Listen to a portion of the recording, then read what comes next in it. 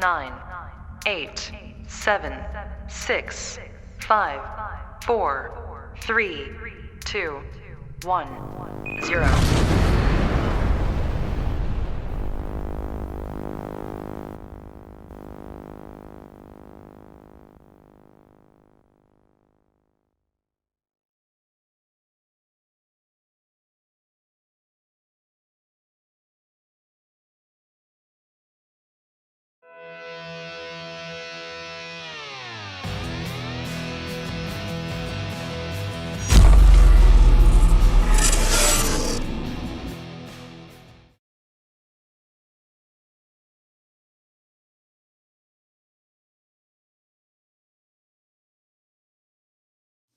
Hubba, hubba, hubba, hubba, hubba, folks.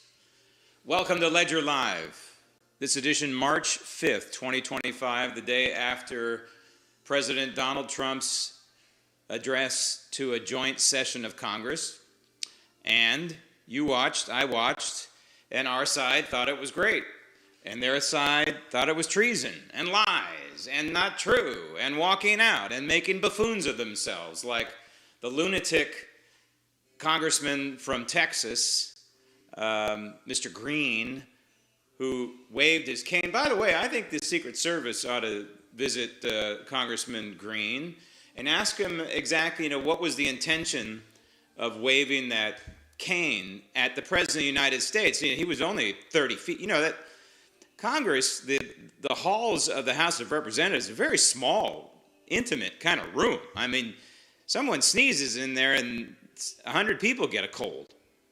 And so he's waving his cane, this close, it looked like, but probably 20, 30 feet away from the President of the United States.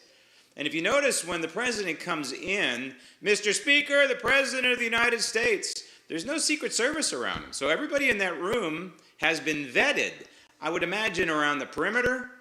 I would imagine in plain clothes, there are probably not that the Secret Service, kind of blending in. There's got to be some sort of Secret Service presence inside the halls of Congress when the president is there. I just don't believe they're not inside and they're just on the perimeter. Because you do have lunatics like Congressman Green, and you don't know what he's capable of, do you?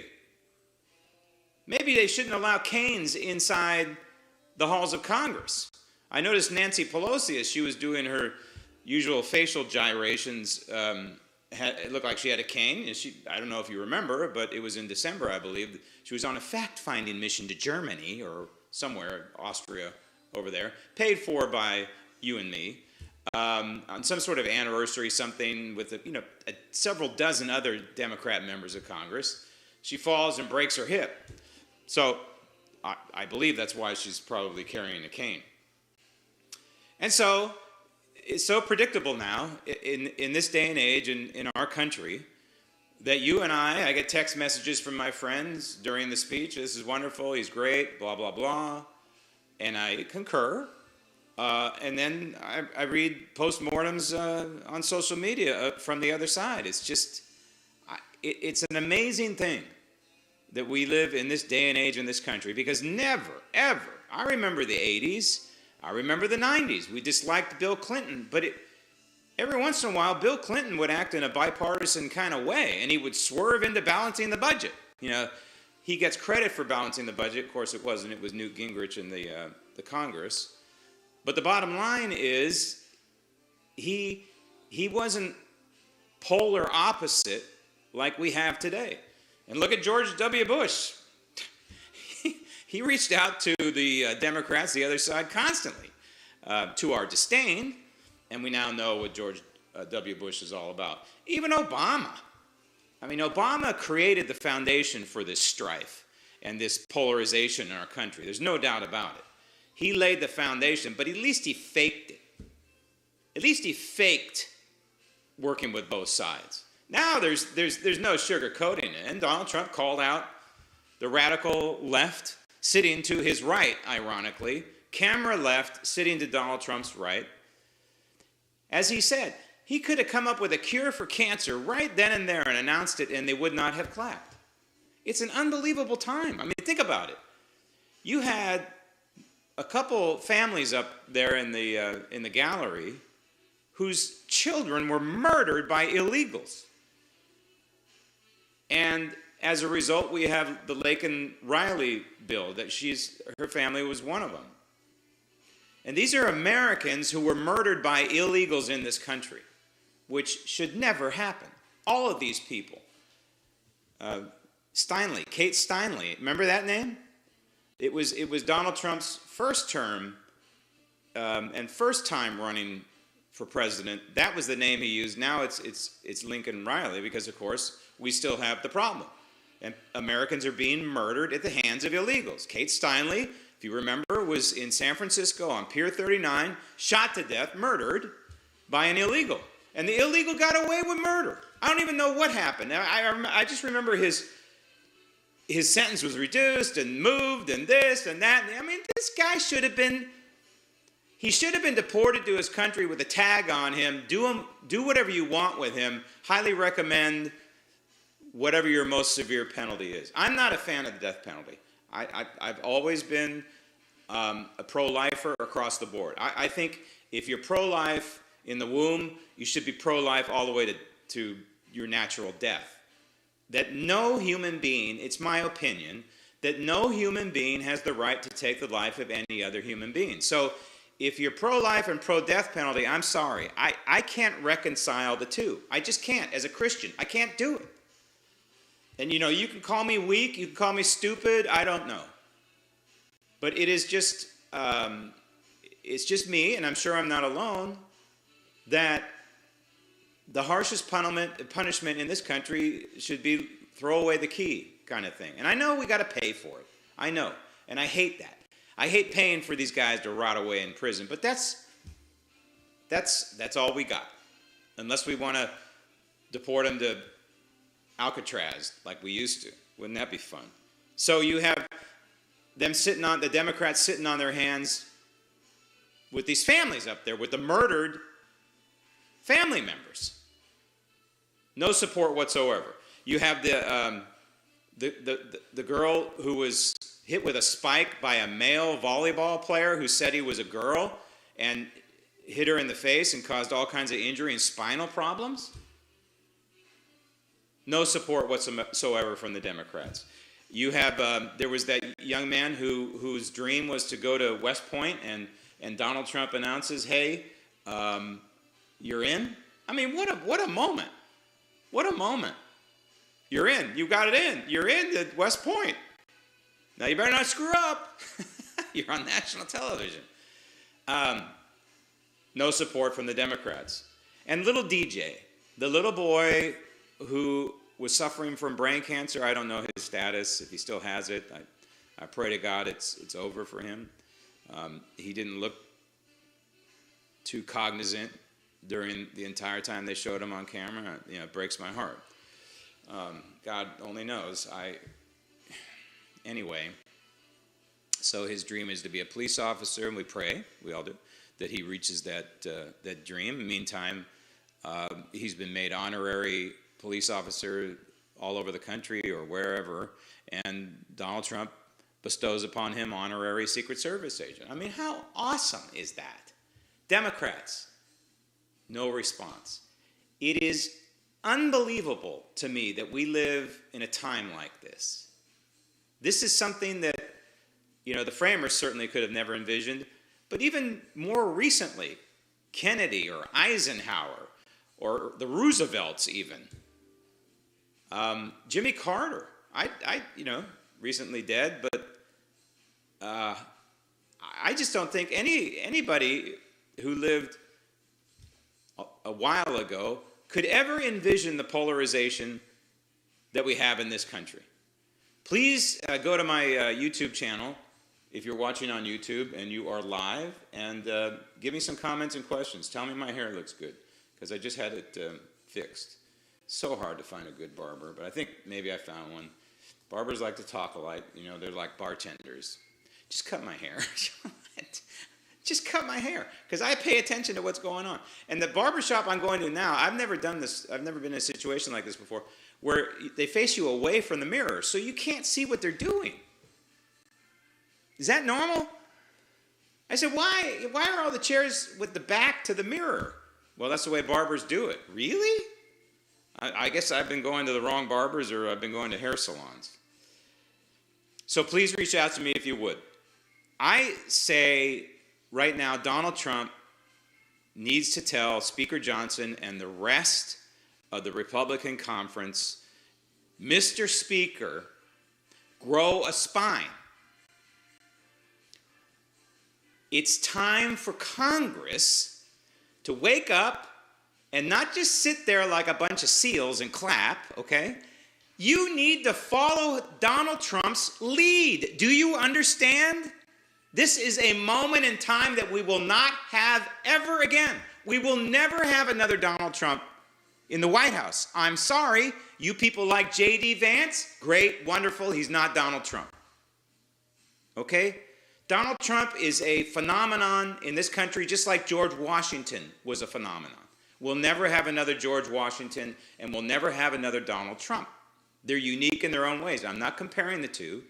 And I want to preface everything I'm going to say here with I love and I support Donald Trump 100%. But there are things that need to be done right now with his bully pulpit. It is not business as usual in Washington, D.C. with Donald Trump in the White House. But what I saw last night during the joint session of Congress, looked like a State of the Union, but it was a joint session of Congress. It was business as usual. The Democrats sitting on their hands because there's a Republican president, and the Republicans cheering like crazy because there's a Republican president. We saw the same thing in reverse a year ago, 2 years ago, with Biden. Think about it. Think about it. The same thing was in reverse. The Democrats clapping like trained seals because it's Joe Biden, as mentally deficit as he is, and the Republicans not clapping at all. Business as usual. Donald Trump has got to instill somehow in Speaker Johnson, hey, Mr. Speaker, grow a spine. You need to, he turned a couple of times to Johnson and said, hey, can you do that for me, please? I can't remember what it was, but it's not enough. Donald Trump saved Speaker Johnson's job. And in politics and in Washington, D.C., if you owe somebody, it's time to cash in. And I would go pedal to the metal, the short hairs of Speaker Johnson, now for the next 18 months. I would have Speaker Johnson in the Oval Office, if I were Donald Trump, every day, and say, this is what you're going to do now, okay? And I'm going to lay out exactly what I mean in just a couple minutes. But the two themes from the speech to the joint session of Congress that I took away, number one, we've never been more divided, and it's disgusting to me. And by the way, I see what you saw among the Democrats on social media all the time. Unlike most people, I do keep relations and keep tabs of people who I disagree with 100%. And the reason I do this is because I want to know what they're saying and doing. And I just ran across a post this morning that said something to the effect of, well, let me read it to you. I might as well quote it. I'm not going to say who posted it. In fact, the names were blocked out, so people can't look up and harass these people, because that's not my intention. But the post said, Trump will have his day of reckoning. I hope it hurts like hell. And then there's a couple people who agree with this person. Trump will have his day of reckoning, and I hope it hurts like hell. Now, context, ladies and gentlemen. The 47th President of the United States suffered through, at least that we know of, 2 assassination attempts. One should have killed him. But for the grace of God and God's hand coming down and turning his head severely in one direction, Donald Trump should have been killed that day in Pennsylvania, Butler, Pennsylvania. But God saved him. And I will go to the grave believing that that was a miracle. And you want to prove me wrong? Go ahead. Knock yourself out. Because there's no way you can prove that I'm wrong. Then there's no way I can prove I'm right. But this, in my belief system, this was the hand of God moving Donald Trump. You know, he usually moved left, right, and then he moved severely, and boom, boom, the slugs went by. It's unbelievable. It's unbelievable that took place. So here's a president of the United States with an assassination attempt there in Pennsylvania that should have killed him, and then you have people posting stuff like that on social media. This is unbelievable. I mean, the Secret Service needs to pay attention to this kind of stuff. And the reason is, it's not hate speech, and frankly, I don't want Facebook to remove it. I don't. I want the world, that's why I look at these people. That's why I stay in touch, if you will, on social media with these people. I want to know what they're doing. I know most of you don't do that. Most of you ask me why I watch CNN once in a while. Same thing. I want to know what they're doing. This is what Patton would do, right, with an enemy.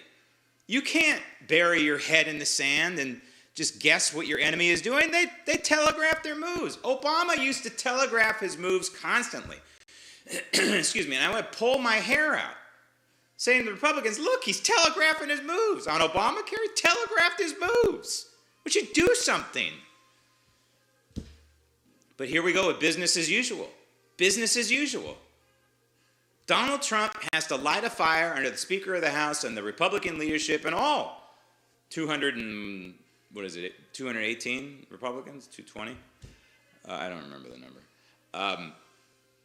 It must be more than that. In any case, all the members of Congress light a fire under all of them. Hey, suckers, this is a moment in time. I know you care about your rear ends, and that's all you care about in getting reelected. But we're going to pass term limits for Congress. How do you like them apples? And you know what? You're going to do it, or you're going to come under withering attack from Donald Trump. I would love to tell Stephen Miller, here's your list, okay? This is what you're going to go lobby. I mean, he's the perfect people to get in these members of Congress, Republican members of Congress grill, and say, look, here's the list, and this is how you're going to vote.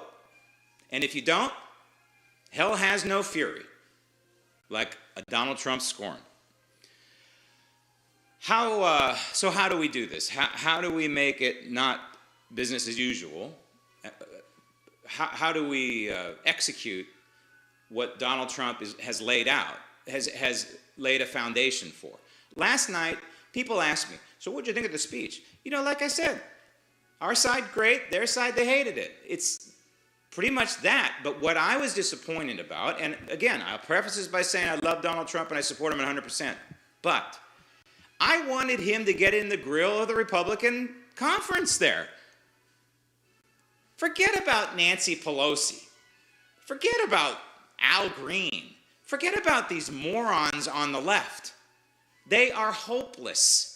You're not going to ever get their support. Why try, Pocahontas? Why try? Okay? It's just like you and me. There are some people we know who are hopeless. You can't have a rational conversation with them. Well, you can't have a rational conversation with Ayok or Ilhan Omar. Okay?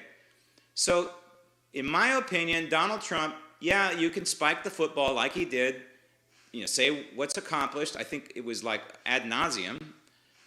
Just do a cursory what we accomplished, and this is what we need to do in the future. This is what we need to do to codify, to solidify, to make permanent all of these changes I'm trying to do, like the USAID. Just read another judge, or it was actually the Supreme Court said, nope, Donald Trump, you have to honor these contracts through USAID. Now, I understand why the Supreme Court came down that way, because these were contracts that were agreed to and work done, pay the contract, okay? It's not a huge loss, but it is a huge loss if we don't get Congress to repeal the act, and I think it was the Foreign Affairs Act of 1963. Yes, USAID was formed in part by John F. Kennedy, by an order, but the foundation for that was laid by an act that was passed in 1963. Okay? So people who go on social media and they say, it's just an executive order, Donald Trump can repeal it, yes and no. Okay? So yes, Donald Trump can repeal USAID as it is, but he can't repeal the law that was the foundation for it. You understand? So why didn't he turn to Speaker Johnson and say, hey, just repeal this law, okay? Repeal, Speaker Johnson. We don't need more laws. We need fewer laws. God, I wish I had heard that last night. And then turn to Speaker Johnson, repeal, repeal, repeal. I didn't hear it. So yeah, I was a little disappointed. That's my take on the speech. I was praying to God he was going to hold the Republicans' feet to the fire, and it didn't happen. Because that's who he needs to address right now. Not me, not you, not the American people, not Democrat members of Congress. Last night, in my humble opinion, the address should have been aimed at Republican members of Congress and Republican members of Congress only. Why? Because only Congress has the ability to permanently delete, get rid of, sayonara, the Department of Education. Donald Trump can gut it. Donald Trump can reduce it to one employee with a big old budget, but he cannot eliminate it. This is the roadmap for permanent change that we did not hear last night. Is it circulating around the halls of the White House? I hope so. I hope Stephen Miller's all over this. Because it's great, wonderful, ta-da, what Donald Trump is doing, but virtually everything he's doing can be reversed in 3.5 years. Okay?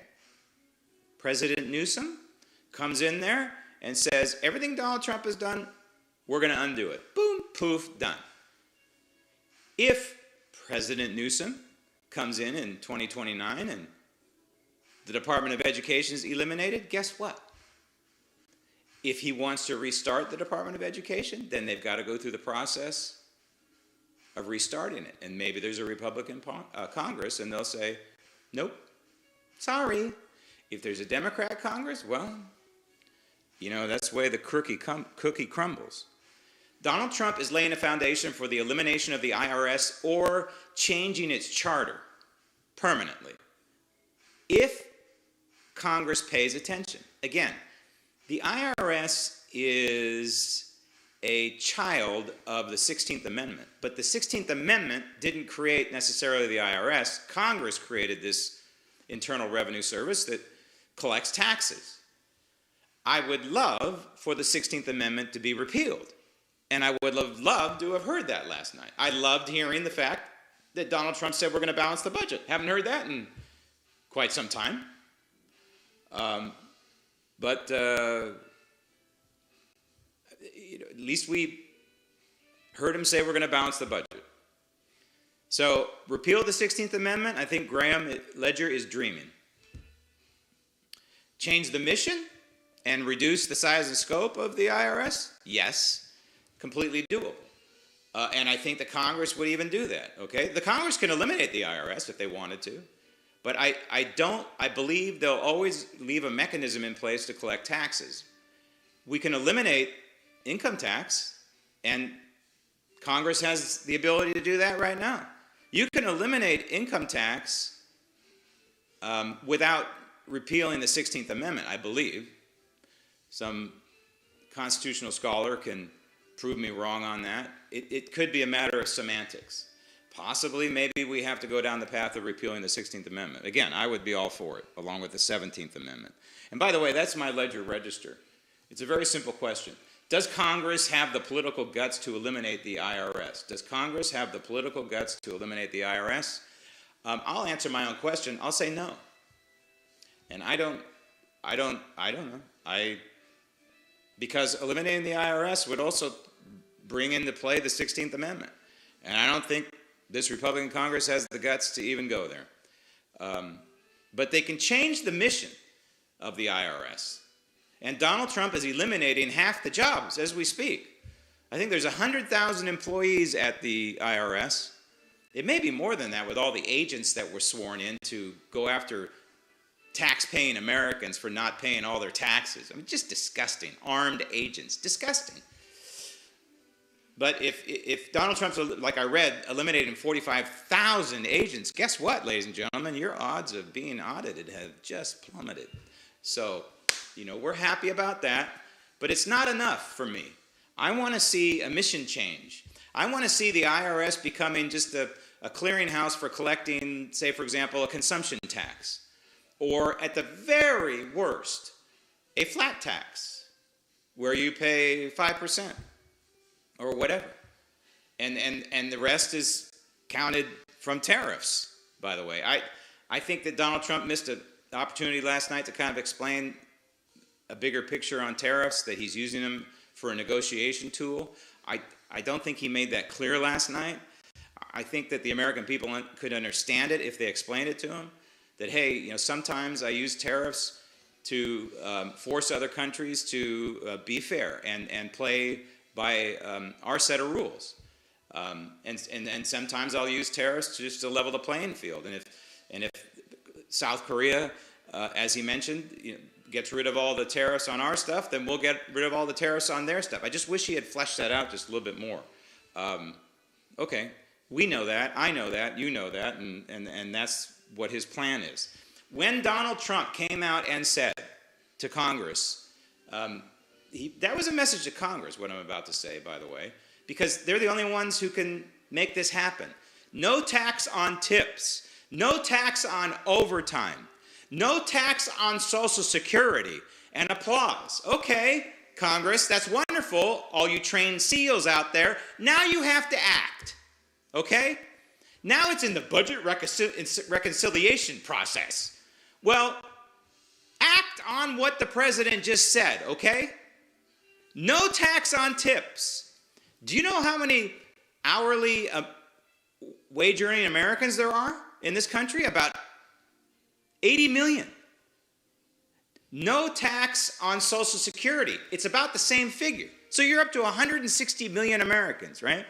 And then overtime, you're probably now at 200 million Americans who need to hear this message, who need this tax relief, by the way.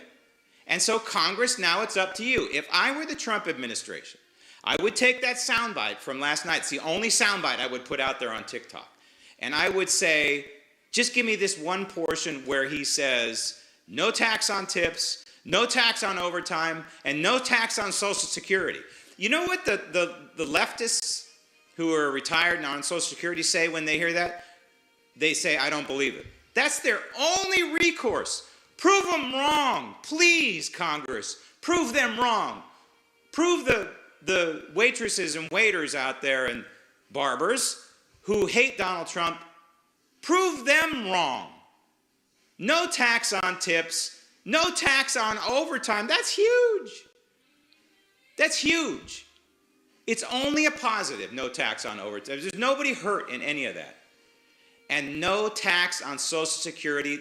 I don't know how in the wide world of sports that got passed in the first place, because you've already paid taxes into that Social Security that you're now receiving. It's immoral. And you people who pay taxes on Social Security, maybe we should just stop paying it right now. We don't need new laws, okay? When Donald Trump said, for every new regulation created under his administration, 10 need to be eliminated, same thing with Congress. Same thing with laws. Think about all these laws that are on the book. I'll give you an example. The 1993 Voters' Rights Act, which opened the door for many nefarious things, including motor voter. Okay? And also this 90-day moratorium that handcuffs Registrar of Voters and Secretary of Elections in various states, in all states, 50 states, saying they can't touch the new registration voters at 90 days before, anytime in this window, 90 days before an election. So in other words, the Democrats know this, and what do? They flood these Registrar of Voters supervisors of elections with new voter registrations within 90 days of an election. And guess what? Those people don't exist. And guess what? They cheat. That's the Voters' Rights Act of 1993. Repeal it. Repeal it, Congress. Do what the president is doing. He's leading by example. You need to follow because you people don't have spines. Donald Trump has a spine. People say he's acting like a guy who's been indicted and shot. Yeah, he is. He's acting like a guy who beat all odds to be reelected a second time with a term in between from a guy who stole his actual reelection. That's what he's acting like.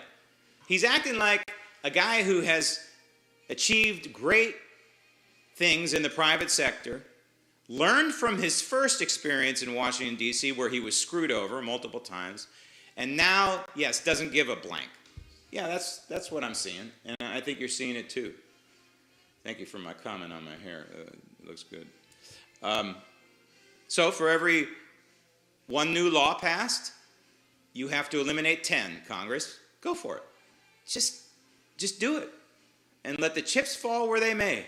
Oh, but Graham, you can't just eliminate laws. Oh, yes, you can. We have too many laws on the books. Do you know how many laws we have on the books? I don't. I have no clue. But I know we have activist judges, and I'll get to that in just a second. The border. Okay. I have thought about this a lot, and it's on my website on the permanent changes that I would make under new amendments to the Constitution. What do we do about the border? Again, Donald Trump's doing great things, building the wall and holding military exercises down there at the border. Great, wonderful, fantastic. But the problem is President Newsom can come in here and undo it like that, right? Okay. So what do we do to permanently keep the border secure? I think there's only one way I can think of. If somebody smarter than me, go ahead, suggest it. But I think we form a tribunal, and this is on my website. It's item number 8, border security. Militarize the border, yeah. Place under joint jurisdiction of state border governors, U.S. Senate, and U.S. Army. Okay. If the U.S. Army has jurisdiction along the border, then of course that's the President of the United States because he's the Commander-in-Chief. So actually, this tribunal would be the President, would be border governors, and right now, most of them are Democrats, unfortunately. But there's a really good one in Texas, and there's a lot of Texas border. So the border governors have a say, and they should, right? And the United States Senate. This way, we set up checks and balances that a president can't just do what Joe Biden did.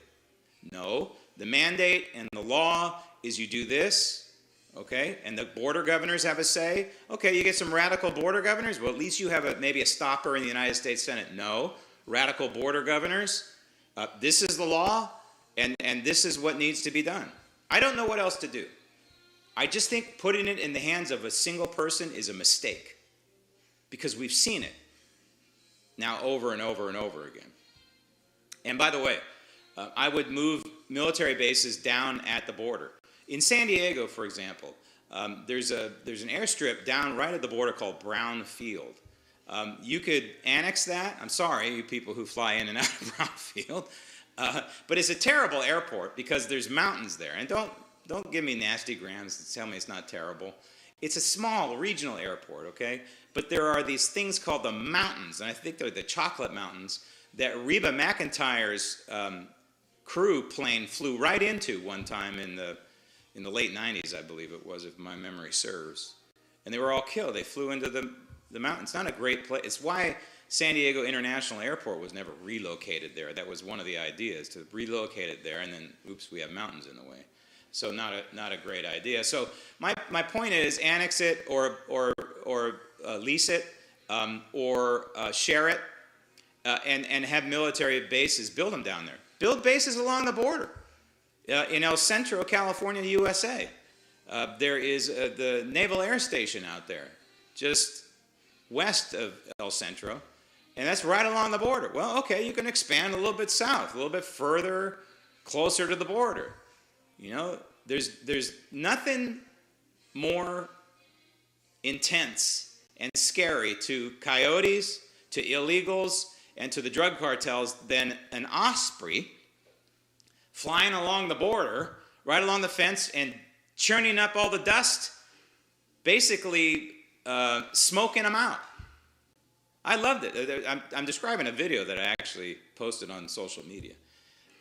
It's an osprey flying parallel to the border about, I'd say maybe, if it's 100 feet, I'd be surprised. And of course, the downdraft from the osprey, because the osprey's configuration is for helicopter, not for plane. It's for helicopter on this mission. It's just, it's kicking up all this dust. I mean, there's not a single drug pusher or illegal alien that can survive that. I mean, there's dirt up their nose. It's not going to kill them, but it's going to stop them. And it also sends a message, hey, we're here, and you're not allowed to violate our sovereignty, and you're not allowed to violate our country, and not allowed to violate our laws. The judges. This is, I'm going to harangue this until it happens, or until 4 years from now, I'll say I told you so. We have these radical activist judges. Excuse me, I'm going to have some pink water. Costco water. It's just carbonation and water, I believe. Yeah, carbonation and water. Ingredients: carbonated water and natural flavors. No caffeine. I have enough caffeine in the morning.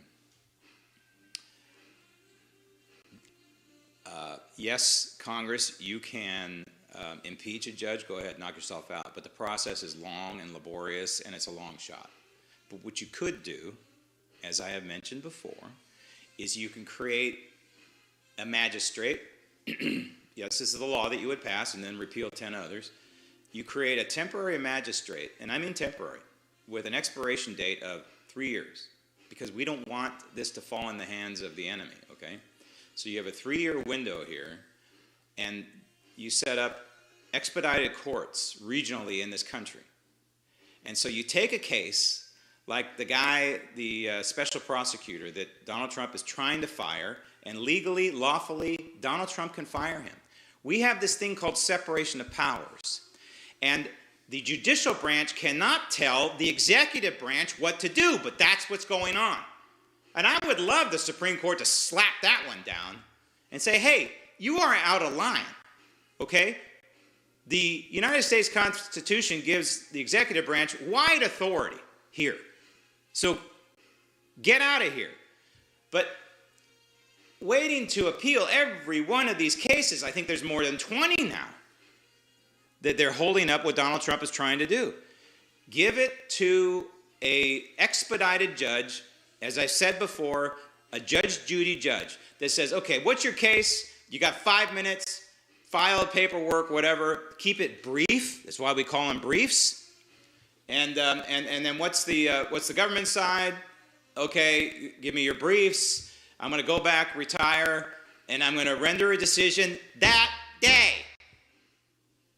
And there's only one place you can appeal it, and that's the Supreme Court. These are federal courts. The Congress has the power. The Article 1 branch has the power to create inferior courts as it seems and deems necessary. Okay? Article 1 power. There's only one Article 3 branch of the courts that was established, and that's the Supreme Court. All inferior courts are the Congress. So create a temporary, expedited series of courts regionally throughout the country that this magistrate can pick the case and say, yep, this one needs to be expedited, go for it. And I mean expedited. We're not measuring it in weeks or months. We're measuring it in days and hours. Why not? Why not have a bunch of Judge Judys all over the country saying, give me your case, let's hear it. Give me the government side, let's hear it. Okay, I got a couple questions. Handle it free form. You know, why can't the president fire somebody who's under him as the chief executive of the country? Tell me, explain to me why.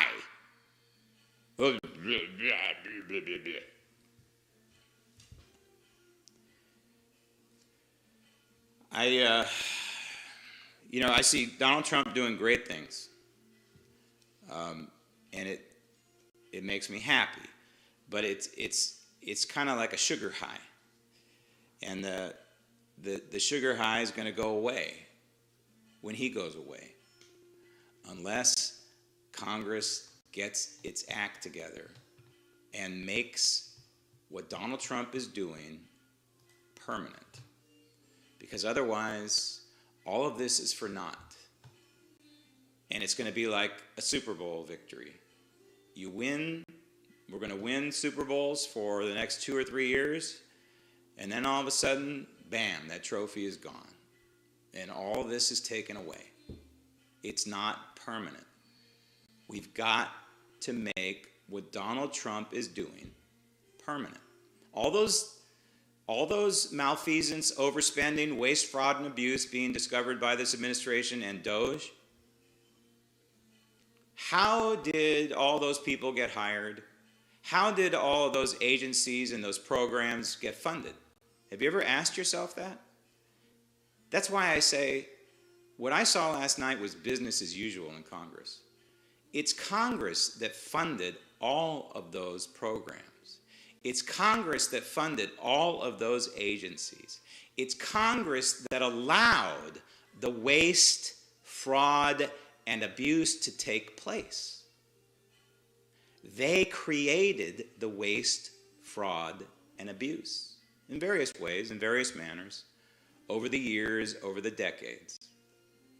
Now is a once-in-a-lifetime chance to undo permanently the waste, fraud, and abuse by downsizing permanently the United States federal government, by eliminating, wholesale elimination of departments that are completely unnecessary, like Department of Energy and Department of Education.